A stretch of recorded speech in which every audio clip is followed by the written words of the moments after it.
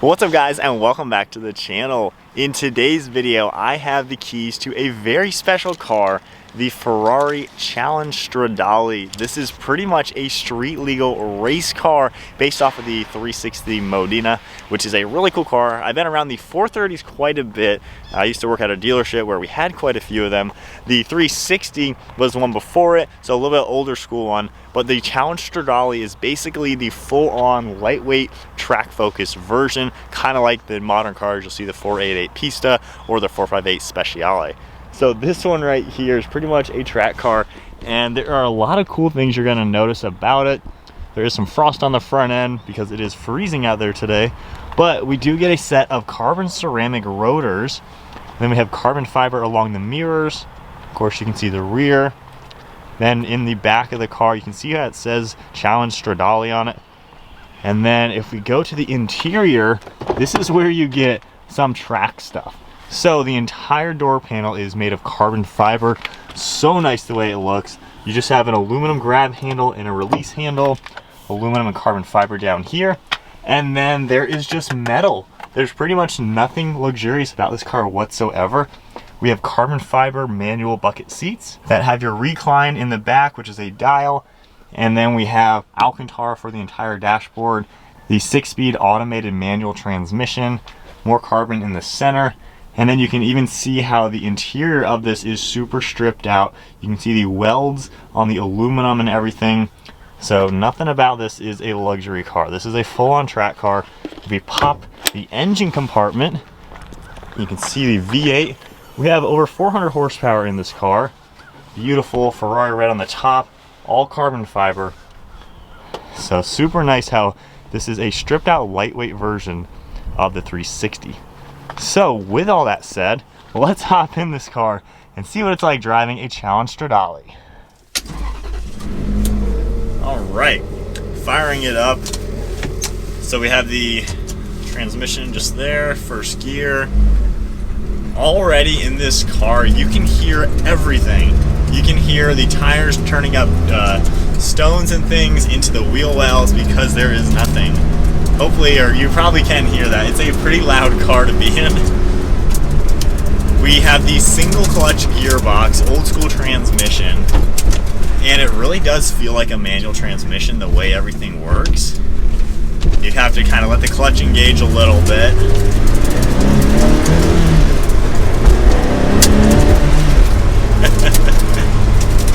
Wow. There is so much drama to this car already. You can hear so many things happening. This is crazy. So getting onto the back roads now.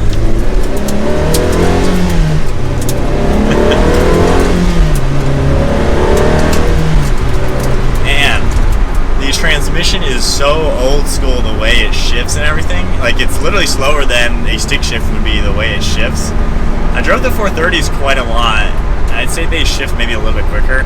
But if we put this into the race mode, we'll see what that does.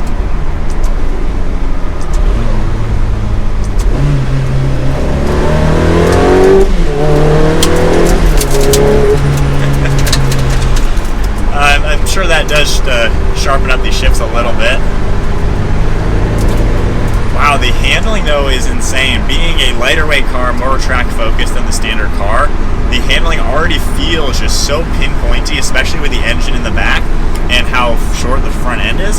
It's a car you can really pinpoint it around the turns. We do have some sharper turns coming up, but I like how you can tell the handling characteristics is what this car is. It's not really the fastest car. I think 0 to 60 is like the low 4 seconds. So it's pretty quick, but it's not, crazy fast like a modern car would be. But the handling, I'm really interested to see how that is. The engine and exhaust sound, I'd say the car itself is louder than the engine and the exhaust. I think this car is bone stock too, aside from maybe a lowered suspension. Man, those brakes are so loud. So, getting back to the twistier roads.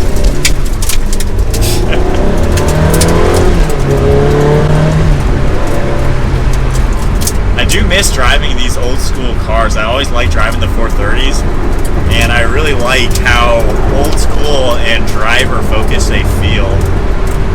So we got a sharp turn.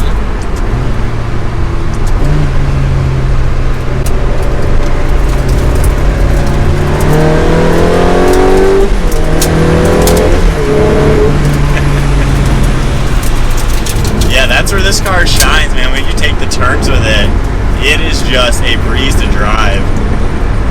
Man, I can't get over the noises. Hopefully the audio isn't too bad with the microphone, but every little thing you hear every stone hitting, you hear so much of the noise. Like, it's a loud car to be in for sure.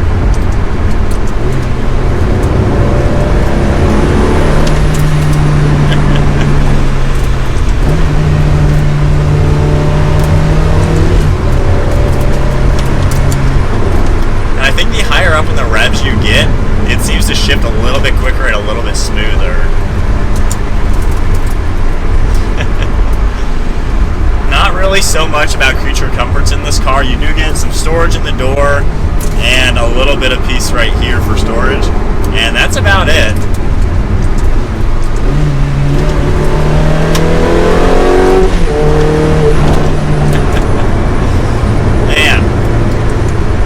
Interesting to see with owners of this car if they are trailing it to the track or driving it to the track, or what people are going to do with a car like this. Because daily driving aspects, you know, you're really not going to want to drive it that much from the day-to-day stuff. But it's definitely really cool to drive. Alright, we'll try out a little bit of a three-point turn, just making a U-turn. But being rear-wheel drive, it should steer pretty well up front. Yeah, pretty good turning circle. And I like how you can see the front fenders in this car. So if you are out on the racetrack, you've got that view to where you can really know where this car is. And then looking in your mirrors, you see those massive intake ducts that are over the rear fender arches. And then you actually have pretty good view out the rear glass. There's some strut braces in it, all carbon fiber. But you can see through the rear glass pretty well. And then rear visibility is not that bad. You can actually utilize these side view windows as well. But really cool driving dynamic. Not much to talk about since it's a very loud car.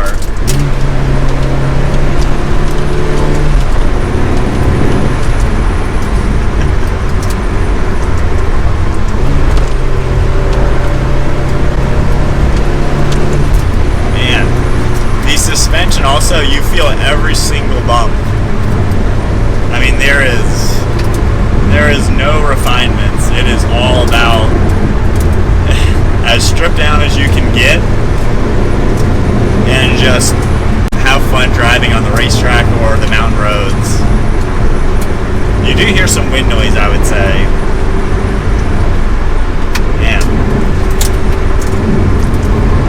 As far as the power delivery, it actually feels pretty quick. For not being the fastest thing in the world, it's actually pretty quick feeling. Man, those gear changes are brutal. When you're really getting on the gas, they hit you hard.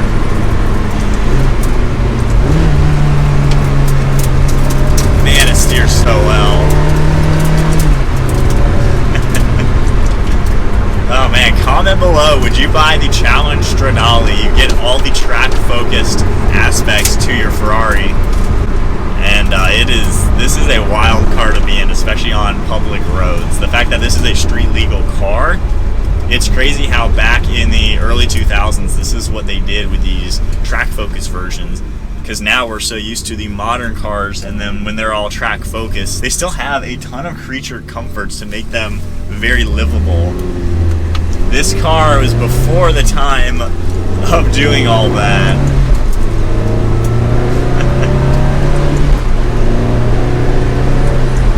This is a much different time a decade ago for sure. When you are on a nicer road though, it does tone down a little bit with how smooth and how quiet it can be. But if you're on anything other than a perfect road, this car really shows you every little aspect of it that tells you you're in a race car. Alright, one last turn, we'll do one more acceleration, and then that'll be it. Man, those brakes do a good job when they're warmed up. But I think that is then it for the Ferrari Challenge Stradale. Pretty amazing experience getting to drive this car. Big shout out and thank you once again to HBI Auto for providing this Challenge Stradale for today's video. Check out their website linked below. If you guys enjoyed today's video, I'm yelling a lot in today's video because this is a loud car. But if you enjoyed it, give it a thumbs up and hit that subscribe button. Stay tuned for plenty more content. And I will see you guys in the next video.